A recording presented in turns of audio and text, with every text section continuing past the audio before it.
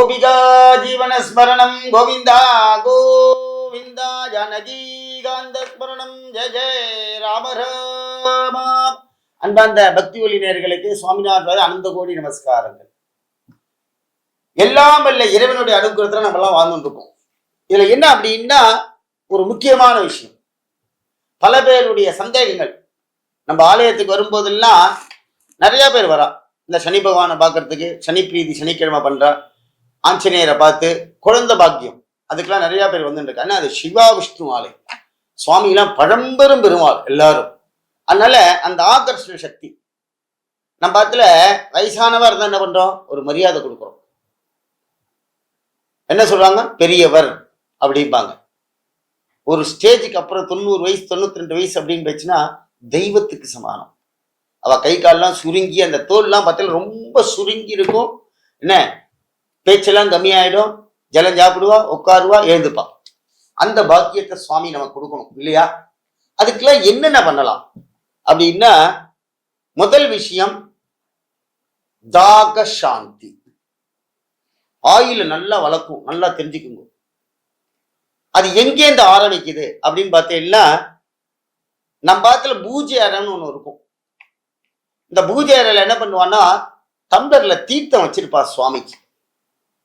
நைவேத்தியம் நடக்கும், பூஜையெல்லாம் நடக்கும். சில பேரத்துல வைக்க மாட்டா.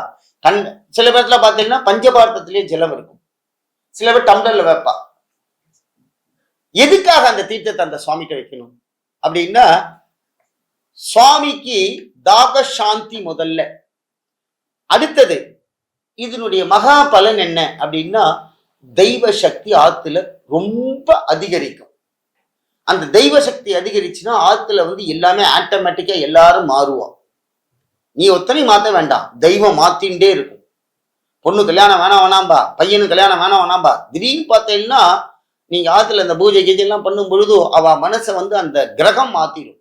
சரிப்பா நீ பொண்ணு பாரு, பையன் பாரு, நான் பார்த்துக்கிறேன். பையன் சொல்லுவான், சரிப்பா எந்த பொண்ணா இருந்தாலும் பாரு, நான் கல்யாணம் பண்ணிப்போமா.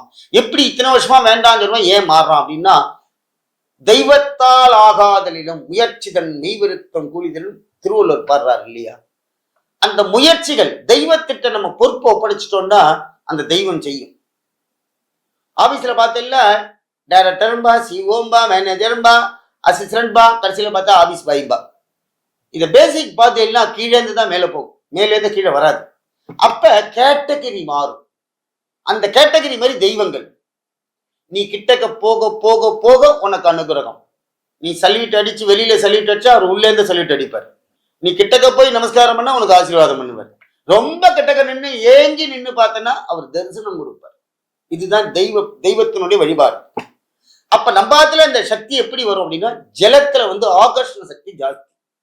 சுவாமிக்கு ஏன் அபிஷேகம் பண்றோம் அப்படின்னு பார்த்தீங்கன்னா, சுவாமி அந்த சிலையில இருக்கக்கூடிய ஆகர்ஷண சக்திகள், கெட்ட சக்திகளா இருந்தா கூட வெளியில போய் அந்த நூதனமான சக்தி அப்படியே உருவாகும். அதான் கும்பாபிஷேகத்துல ஜலம் பண்றது. பெருமாள் கோயில பார்த்தீங்கன்னா பெருமாளுக்கு அபிஷேகம் கம்மி, ஆனா கீழே தீர்த்த பாத்திரம் இருக்கும், தீர்த்தம் கொடுப்பா. சுவாமியோட சக்திகள் மாறி மாறி டிஃபரெண்டா இருக்கும். அப்படிப்பட்ட நம்பாத்துல என்ன பண்றது அப்படின்னா, ஒரு டம்ளர்ல டெய்லி ஜலத்தை மாத்திட்டு சுவாமி குலதெய்வத்தை கூப்பிடுங்க, பேர் சொல்லி கூப்பிடணும். அந்த முதல்ல குலதெய்வம் தான் சாப்பிடும். தீர்த்தம் ஜலம், அதுல ஏலக்காய் கிராம் அதெல்லாம் போடக்கூடாது, வெறுமனே ஜலம் வைங்கோ, சுவாமி சாப்பிடுவார். சரி மாமா, இது தெய்வத்தில சொல்றேன். மத்ததுக்கு அப்படின்னா பெரிய விஷயம் என்ன தெரியுமா, ஆத்துக்குள்ள யார் வந்தாலும் சரி ஜலம் சாப்பிடலாம் கேளுங்க. இந்த சரீரத்திலேயே இருக்கிறது ஒரே ஒரு நம்ம உடம்புல இருக்கிறது ரொம்ப கெட்டமான விஷயம் என்ன தெரியுமா, மோசமானது அதுதான் இந்த நாக்கு. இந்த நாக்குக்கு ஜலம் கொடுக்கலன்னு வச்சுக்கோங்களேன், நல்ல வெயில் அலைஞ்சிட்டு வரேன். இப்பெல்லாம் வெயில் மாசம் அடிக்க போகுது, சித்திரையெல்லாம் வரப்போகுது, நாக்கு வறண்டு போயிடும். தாக சாந்தி. வாசல்ல யாரோ வருவான், அம்மா கொஞ்சம் தண்ணி கொடுங்க அப்படிமா, தரவே மாட்டா, கதவை தாப்பா போட்டுருவான். அந்த நாக்கு என்ன தெரியுமா சொல்லுவான், அவன் அகாபாவி குடிக்க தண்ணி கேட்டேன் கொடுக்கல அப்படிம்பா. மறைமுக சாபங்கள். அதே மாதிரி ஆத்துல எல்லாரும் என்ன பண்ணுவானா, உட்காந்துட்டு இருப்பா. ஒரு குழந்தை உட்காந்துட்டு இருக்கும், அம்மா கொஞ்சம் தண்ணி எடுத்துனுவாம்மா அப்படின்பா.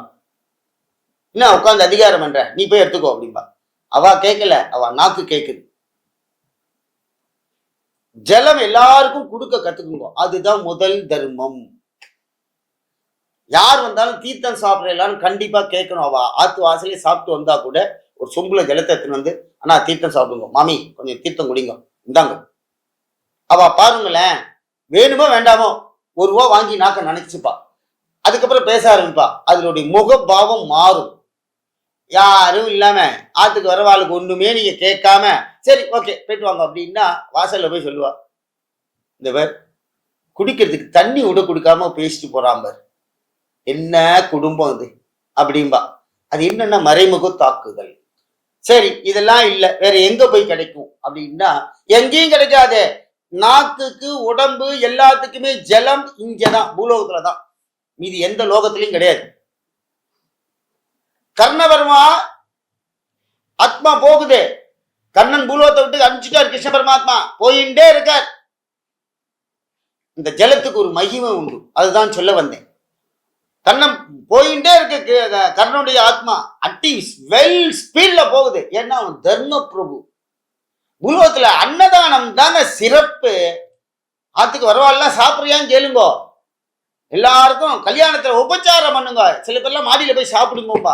தயவு செய்து சொல்றேன், உங்க சொந்தக்காரால நீங்க போய் 10 நிமிஷம் ஒரு வாட்டி பாருங்க. சாப்பிட்டேலா சாப்பிட்டேலா, இந்தாப்பா 2 வடை போடுப்பா, இந்தாப்பா 2 அப்பளம் போடு, இந்த தீர்த்தம் கொடு, இந்த அவளுக்கு சாதம் போடு. நீங்க கேட்க கேட்க கேட்க அவ மனசு அவ்வளவு சந்தோஷப்படுமா. சூப்பர் கல்யாணம்டா. இதான் எப்படி உபச்சாரம். மேல போய் சாப்பிட்டேலா, கீழே வந்தோன்னு சாப்பிட்டேலா நீங்க கேட்க கூடாது. மேல நீ போய் பார்த்துருக்கணும். அதுக்குதான் பத்திரிக்கை கொடுக்குற. அதனால அந்த கல்யாணத்துல அந்த சாப்பாடு பந்ததிகள் இருக்கே, அது ஒரு மகிழ்ச்சியை தரும். எந்த கல்யாணத்துல? மீனாட்சி சுந்தரேஷ கல்யாணத்துல அப்படிதான் நடந்தது. ராமர் சீதாதேவி கல்யாணத்துல ஜனக மகாராஜா அப்படி போட்டாராம் சாப்பாடு. போஜனம் செய்ய வாருங்கள், மீனாட்சி சுந்தரேசர் கல்யாண வைபவத்தில் போஜனம் செய்ய வாருங்கள். நான் பார்த்திருக்கேன் சில கோவில் எல்லாம் பார்த்தீங்கன்னா 1/2 பக்கெட் வச்சிருப்பா, பிரசாதத்தை ஸ்பூனால கொடுப்பா. ஆனா கோவிலுக்கு நல்ல வருமானம் வரும். அன்னதானம் பண்ண மாட்டான் ட்ரஸ்ட். கோவிலே மிக சிறப்பானது அன்னதான வைபவம். அன்னதானம் இல்லைன்னா சாப்பாடே கிடையாது சார். கோவில சக்திலாம் அப்புறம் தான், சுவாமிலாம் வரவன் அப்படியே தெய்வ ரூபமா வந்து சாப்பாடு கேட்பான். அவ்வளவு அன்னதானம் பண்ணணும். இந்த சனி பயிற்சியில அன்னதானத்தை நிறைய பண்ணணும் சார்.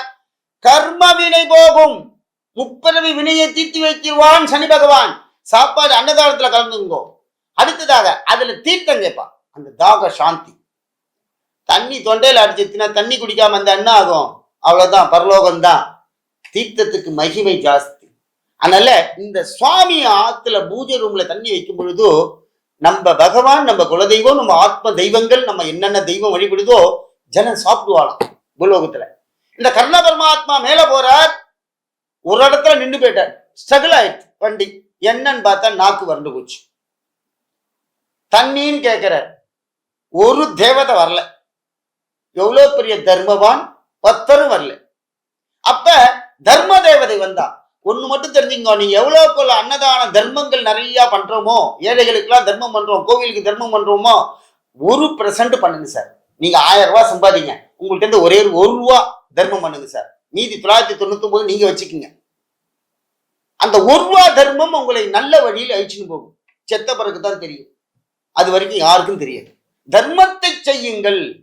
அந்த கர்ணன் மேல போறா, அந்த தாகம் எடுக்குது, தர்ம தேவதை வரா. வந்தோடனே கர்ணா அப்படிங்கிறா. அந்த தேவதையை பார்த்து கேட்கிறார், நீ யாருமா அப்படின்னார். கர்ணன் கேட்கிற, நான் தாண்டா தர்ம தேவதை அப்படின்னா. அங்க தர்ம தேவதை வந்து நிக்கிறா. என்ன கர்ணா அப்படின்னா, நாக்கு வறண்டு போச்சு, ஜலம் கூட அப்படின்னா. அப்ப கர்ணன்ட்ட சொல்றார் தர்ம தேவதை, உன் ஆள்காட்டி வரலுக்கு மட்டும் தண்ணி தரேன்னா. ஆள்காட்டி வரல காமிச்சு இதுல போட்டா தாகம் அடங்குமா? அப்ப தர்ம தேவதை அவளுக்கு சொல்ற, கர்ணா நீ எவ்வளோ பெரிய தர்மவான், ஆனா ஒரே இடத்துல தப்பு பண்ணிட்டீங்க அப்படின்னு. என்ன அப்படின்னு? அதாவது கோவில் அன்னதானம் நடக்கும். கோவில்ல சிவன் கோவில்ல பெருமா கோவில்ல தானே இந்த பொருளை தூக்கின்னு வரக்கூடாது. பாதி சமைக்கலாம் எடுத்துன்னு போயிடுவான். போகவே கூடாது. சிவன் சொத்து குலநாசம். பெருமாள்கிட்ட போனேன்னா இன்னும் நாசம். சமைக்க நீங்க போறீங்களா, உங்களுக்கு சம்பளம் தரலா, பண்ணணும். என்னன்னு சில கோவில்ல பார்த்துருக்கேன். சாமானே இல்லேம்பா, கொட்டு கொட்டிடுவான். கோவில் காரியங்கள்ல பக்தியோட செய்யணும். உன் வம்சத்துக்கு வளர்பிறை அது. அப்ப இந்த தர்மராஜா அங்க பொண்ணு அங்க கேட்கிறா, கர்ணனுக்கு கதை சொன்னான். கர்ணா நீ எல்லாம் பண்ண, ஒரு ஏழை பிராமணன் உன்னை வந்து பிக்ஷை கேட்டான், நீ வெற்றி பெற்ற ஒரு சந்தோஷத்துல ஒரு ஏழை முனிவர் அன்றாட பிக்ஷை எடுத்து சாப்பிட்ற ஒரு வீட்டை காமிச்சு அவன் அன்னதான பிரபுன்னு ஆள்காட்டி வரனால காமிச்ச. அவர் டெய்லி பிக்ஷை எடுத்து சாப்பிட்டவர், ஒருவேளை சாப்பிட்றவன். அன்னைக்கு அவர் எடுத்துட்டு வந்த பிக்ஷையில சமைச்சு வச்சிருக்காரு. இந்த பிராமணன் போய் கேட்கிறான், சுவாமி நீ எனக்கு அன்னதானம் போடுவோன்னு. அவர்கிட்ட சொல்றாராம், கர்ண மகாராஜா இந்த வீட்டை காமிச்சாரு, டெய்லி அன்னதானம் போடுவார், இவட்ட போய் சாப்பிடுங்கன்னு சொன்னார்னு சொன்னா. கர்ணன் சொல்லிட்டானா அப்படின்னு அந்த ஏழை ஆளு பிக்ஷை எடுத்தவர் அந்த பிராமணனுக்கு அந்த பிக்ஷை கேட்டவனுக்கு சாப்பாடு போட்டாராம். அவனுக்கு மோட்சம் கிடைச்சுடுத்து. கர்ணனுக்கு என்ன தெரியுமா, அந்த தாகத்துக்கு தண்ணி இல்லை. யார் நம்மளை ஏளனமா வந்து நின்னாலும் அவளை ஏளனமா பார்க்காதீங்க. கோவில் காரியத்தை கெடுக்காதீங்க. என்ன இதெல்லாம் தர்ம தேவதை பார்த்துட்டு இருப்பாங்க. கோவில வளர்க்கிறீரதா தூண்டி விடுங்கோ. ஆனால் கோவில் காரியங்கள் நடக்கும் பொழுது யாரும் அதை போய் தடுத்து நிறுத்தக்கூடாது. முடிஞ்சா நம்மளால போய் செய்யணும், இல்லையா ஒதுங்கி வந்துடணும். இதை நீ செய்யப்படாது அப்படின்னு அட்டகாசம் பண்ணக்கூடாது. தர்மமா இருக்கிறது பேசணும். ஏன்னா அந்த காலத்துல இதே மாதிரி தர்மத்தை பண்ணதான் தர்ம தேவதை நேர வந்து அனுகிரகம் பண்ணா. அப்படிப்பட்ட இந்த ஜலத்துக்கு அவ்வளவு மகிமைகள். அதனால யார் ஆத்துக்கு வந்தாலும் தீர்த்தம் கொடுங்கோ, எல்லாரும் உபச்சாரம் பண்ணுங்கோ. யார் வந்தாலும் முதல்ல தீர்த்தம் கேளுவா. அப்பா ஆபீஸ்ல இருந்து வந்தா கூட குழந்தை கேட்கணும், அப்பா தீர்த்தம் சாப்பிட்றியான்னு கேட்கணும், கொண்டாட்டி கேட்கணும் தீர்த்தம் சாப்பிட்றியான்னு. ஏன்னா அப்பதான் அந்த மகிமை. அதே மாதிரி அப்பா அம்மா ஆத்துல இருக்கா, குழந்தை காலேஜ்ல இருந்து வரான்னா, குழந்தை தீர்த்தம் சாப்பிட்றியாடி இந்த பாட்டில் அப்படின்னு கேட்கணும். அது கேட்க கேட்க என்ன தெரியுமா, அது ஒரு பெரிய தர்மம். நம்ம ஆத்துல மறைமுகமான ஒரு தர்மம் நடந்து கொண்டிருக்குன்னு அர்த்தம். அதனால ஆன்மீக நண்பர்களே, சுவாமிக்கு ஜலம் வச்சு டெய்லி மாத்திக்கிங்கோ. சுவாமி நெத்தி நம்ம ஆத்துல சாப்பிடுவார். அவர் சாப்பிட்டாலே நம்ம ஆத்துல எந்த ஒரு குறையும் இல்லாமல் நல்வாழ்வு அளிப்பார். நம பார்வதி பதயே ஹர மகாதேவா.